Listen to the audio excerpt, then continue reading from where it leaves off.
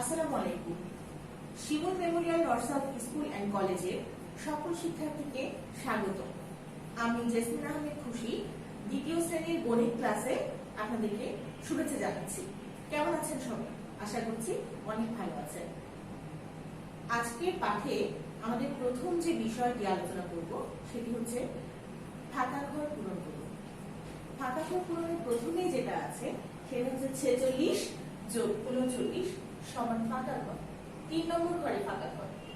সুতরাং আমাদের প্রথম দুটি সংখ্যার মাঝখানে যে চিহ্নটি থাকবে আমাদেরকে সেই কাজটি করতে হবে।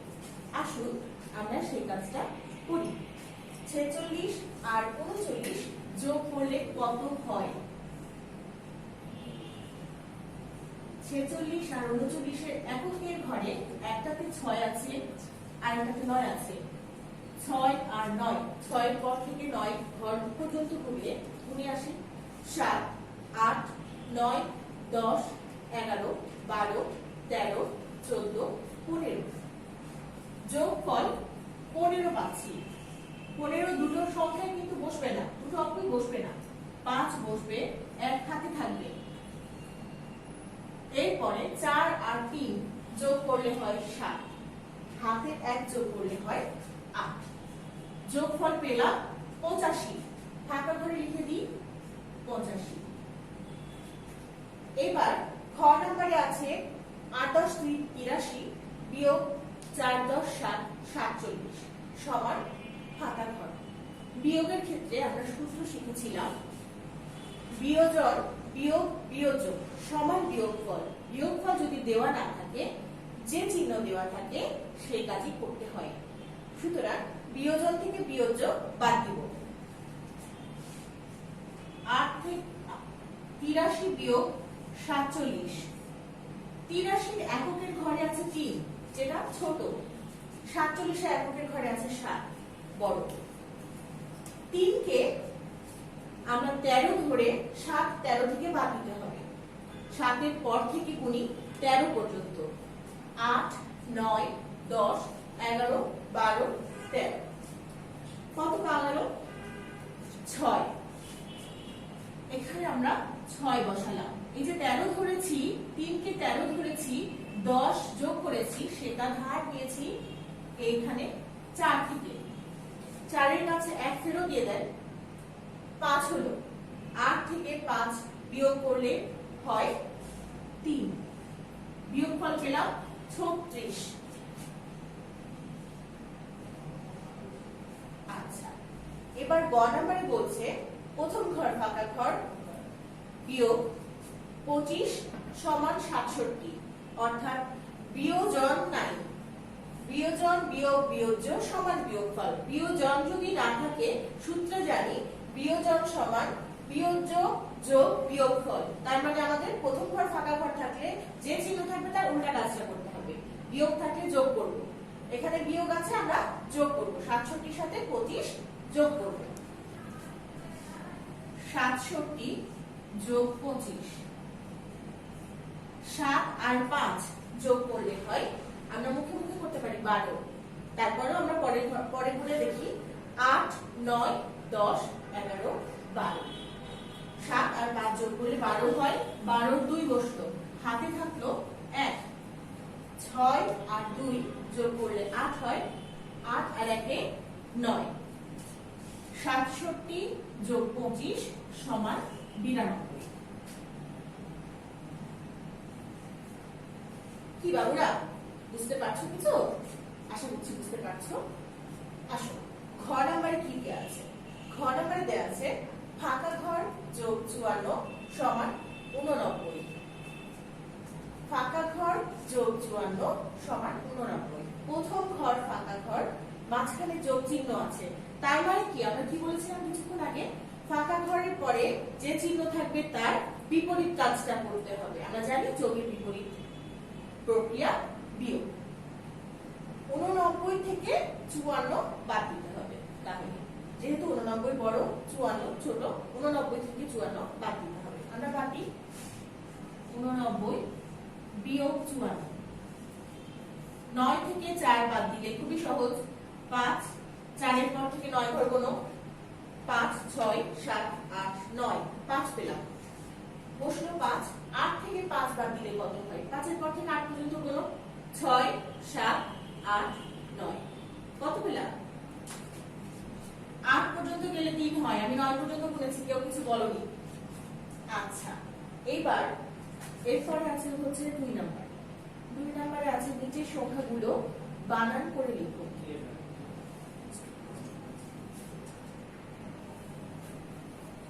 এবারে 2 নম্বরে আছে নিচের সংখ্যাগুলো বানান করে লিখুন। আমরা প্রথম সাময়িকে পড়া যতটুকু পড়েছিলাম 1 থেকে 60 পর্যন্ত, 6 0 60 60 পর্যন্ত আমরা বানান শিখেছিলাম। এবার দ্বিতীয় সাময়িকে আমরা বানান শিখবো 61 থেকে শুরু করব। 6 10 1 61 থেকে শুরু করব। আসুন আমরা একটু পড়ে নিই। 6 10 1 61 বানান এ ক মূর্ধন্য ষ টয় টয় যুক্ত রসই। 62 6 10 2 62 বানান বয় আকারে বা মূর্ধন্য ষ টয় টয় যুক্ত রসইকার। 6 10 3 63 তয় একার মূর্ধন্য ষ টয় টয় যুক্ত রসইকার। 6 10 4 64 চয়ে ওকার মূর্ধন্য ষ টয় টয় যুক্ত রসইকার। 65 পয় চন্দ্রবিন্দু অন্তস্থ অ মূর্ধন্য ষ টয় টয় যুক্ত রসইকার। বন্ধুরা, আমরা একটু ক্লিয়ার হয়ে নিব কোন জিনিসটা। দেখো, আজকে 61 বানান থেকে শুরু করেছি আমরা। এ ক মূর্ধন্য ষ টয় টয় যুক্ত রসই। এবার আমরা টয়ের সাথে টটা যে যুক্ত করব, এটা কি টয়ের সাথে সেদিকে ট দিব? দেখতে দৃষ্টি করি না, তাই আমরা এভাবে না দিয়ে টটাকে উল্টো দিকে দিব। আবার এটা দিতে কি আবার রফলা করে ফেলো না তোমরা। রফলা দিলে 103 হয়ে যাবে, 103 হবে না, টফলা দিতে হবে। ঠিক আছে, সাবধান। ওকে, এবার আসো পরের নম্বরে, 3 নম্বরে। তোমাদের লেখা শেষ হয়েছে তো? আশা করছি শেষ হয়েছে। 3 নম্বরে আছে সংক্ষেপে উত্তর দিন। 3টা প্রশ্ন আছে, 3টা প্রশ্নের উত্তর দেওয়া আছে। প্রশ্নগুলো আছে দেখো, দৈর্ঘ্য পরিমাপের মূল একক কি? উত্তর আমরা লিখেছি মিটার। দৈর্ঘ্য পরিমাপের মূল একক কি? উত্তর মিটার। আমি আবারই বলছি, দৈর্ঘ্য পরিমাপের মূল একক কি? মিটার। খ নম্বরে আছে, খেয়াল করো, দৈর্ঘ্য পরিমাপের ক্ষুদ্রতম একক কি? বন্ধুরা, তোমাদের মধ্যে প্রশ্ন আসতে পারে ক্ষুদ্রতম মানে কি? ক্ষুদ্রতম মানে হচ্ছে সবচাইতে ছোট। এই এককগুলোর মধ্যে সবচাইতে ছোট একক হচ্ছে মিলিমিটার। আমরা সবচাইতে ছোট কথাটা বলবো যখন, তখন আমাদের এককের মধ্যে আসবে মিলিমিটার। দৈর্ঘ্য পরিমাপের ক্ষুদ্রতম একক কি? মিলিমিটার। আর একবার বলবো, দৈর্ঘ্য পরিমাপের ক্ষুদ্রতম একক কি? মিলিমিটার। আচ্ছা, এবার আমাদের মনে রাখার মতো একটা বিষয়, 1 মিটার সমান কত মিলিমিটার? এটা আমাদের সব সময় কাজে দিবে। পরিমাপের যে কোনো অঙ্ক করতে গেলে, মিটারের কাজ করতে গেলে, মিলিমিটারের কাজ করতে গেলে এই তথ্যটা আমাদের সব সময় কাজে দিবে। কি? 1 মিটার সমান কত মিলিমিটার? 1000 মিলিমিটার। বন্ধুরা, তোমাদের তোলা হয়েছে? আশা করছি তোলা হয়েছে। তুলে ফেলবো আমরা আমাদের সাথে সাথে, প্র্যাকটিসের সাথে সাথে তুলে ফেলবো। এবার 4 নম্বরে আছে 9 এর ঘরের নামটা লিখুন। 9 এর ঘরের গুণের নামটা লিখুন। খুবই মজার একটা বিষয়। আমরা অনেক ছোট থেকে বিষয়গুলো পড়ে আসছি। 1 থেকে 8 পর্যন্ত আমরা ইতিমধ্যে শিখেছি। আজ 9 এর ঘরের নামটা শিখবো। আমার সাথে বলবে, তোমরা সবাই মুখে বলবে, হাতেও লেখার চেষ্টা করবে। 9 একে 9, 9 দুগুণে 18, 3 9 27, 4 9 36, 5 9 45, 6 9 54, 7 9 63, 8 9 72, 9 9 সবাই প্রথম থেকে বলি।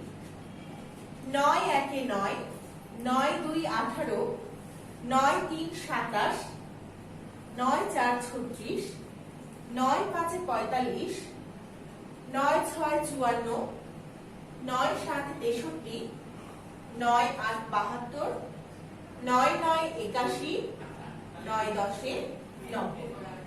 কি বাবুরা, নামটা মজা না? মজা। আচ্ছা, এবার আমরা যেটা করব সেটা হচ্ছে অঙ্ক কষে দেখানো। 5 নম্বর আইটেম।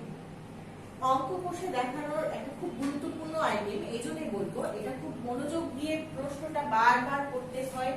প্রশ্নে কি বলছে, কি চাইছে এবং কেমন করে করতে হবে, আমাদের সম্পূর্ণটা বুঝে উত্তরটা করতে হবে। আচ্ছা, আসো এবার আমরা অঙ্কটা করি। একটি ব্যাগে কয়েকটি আম ছিল, পরে আরো 5টি আম ব্যাগে রাখা হলো, ফলে ব্যাগে মোট আম হলো 12টি। প্রথমে ব্যাগে কয়টি আম ছিল, গাণিতিক বাক্য ব্যবহার করে সমাধান করুন। আমাদের প্রশ্নটা আগে বুঝতে হবে। প্রথমে কয়েকটা আম একটা ব্যাগে ছিল, তারপরে ওই ব্যাগটার ভিতরে আরো 5টা আম দিলাম। আরো 5টা আম দেওয়া মানে কি, বাড়লো। যেটা ছিল সেটার সাথে আরো 5টা আম দেওয়া মানে বাড়লো। বাড়ার পরে সমান সমান হলো, মোট আম হলো 12টা। তাহলে গাণিতিক বাক্য আমরা একটা করে দেখি কিভাবে হচ্ছে, কিরকম হচ্ছে। প্রথমে বলেছে একটা ব্যাগ, তার মধ্যে কিছু আম আছে, তার সাথে আরো দিলাম কয়টা, 5টা। এটা এর ভিতরে দেওয়ার পরে সমান সমান হলো কয়টা, 12টা। তার মানে ফাঁকা ঘর, তার সাথে যোগ হলো 5, তারপরে যোগ করার পরে হলো 12। তাহলে আমরা কি বলতে পারি যে এটা হচ্ছে আমাদের গাণিতিক বাক্য? বাবুরা, আমরা গাণিতিক বাক্য বলতে আসলে কি বুঝি? গাণিতিক বাক্য হচ্ছে সেই বাক্য যেখানে একটা ফাঁকা ঘর থাকতেও পারে, নাও থাকতে পারে, কিন্তু সংখ্যা থাকবে, সংখ্যা প্রতীক থাকবে, প্রক্রিয়া প্রতীক থাকবে এবং সম্পর্ক প্রতীক থাকবে। সেই সম্বলিত একটা বাক্যকে বলা হবে গাণিতিক বাক্য। এখানে একটা সংখ্যা মিসিং থেকে সেখানে আমরা ফাঁকা ঘরও ব্যবহার করতে পারি। আচ্ছা, এইবার এই গাণিতিক বাক্য তৈরি হয়ে গেল। এবার আসো সমাধান।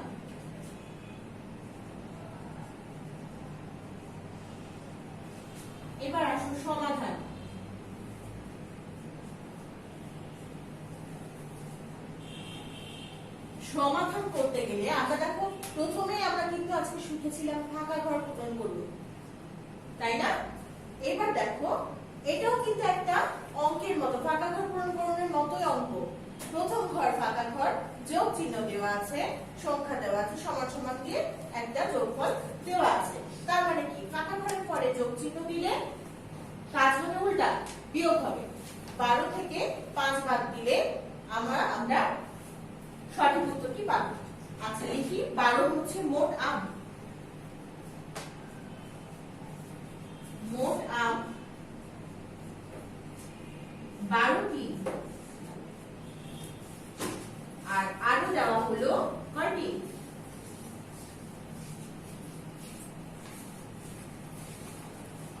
আরো দেওয়া হলো 5টি। তাহলে প্রথমে ব্যাগে ছিল কয়টি? প্রথমে ব্যাগে ছিল কয়টি?